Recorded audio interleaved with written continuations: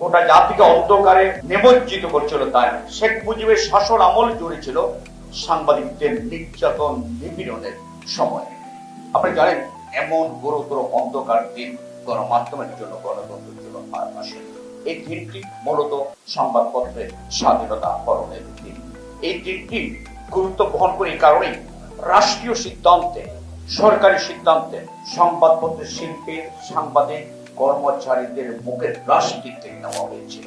এমন ভয়ঙ্কর সিদ্ধান্ত রাষ্ট্রীয়ভাবে হতে পারে সভ্য কোন দেশে তা কল্পনা করা যায় না। এই দিনটি এমন একদিন যেদিন বাংলাদেশ ছিল সংবাদপত্র বিহীন একটা দিন। বলা হয় 4টি সংবাদপত্র রেখে সব সংবাদপত্র বন্ধ করে দেওয়া যায় না। কোন সংবাদপত্র সেদিন ছিল না। 4টি সংবাদপত্রকে ওদিন নতুন করে লিখতে হয়েছিল। যেমন ইত্তেফাকে লিখতে হয়েছিল প্রথম বছর প্রথম সংখ্যা, অর্থাৎ সব বন্ধ করে দেওয়া হয়েছিল। আবার নতুন করে 4টাকে অনুমোদন দেওয়া হয়েছিল।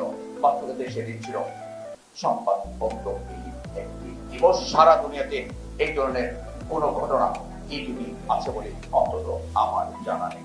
এটা ছিল সত্য স্বাধীন বাংলাদেশ, যে দেশে 30 লাখ মানুষ গণতন্ত্রের জন্য, দেশের স্বাধীনতার জন্য, সার্বভৌমত্বের জন্য জীবন দিয়েছিল। সেই দেশে দাঁড়িয়ে এমন একটি সিদ্ধান্ত 30 লাখ শহীদের রক্তের সাথে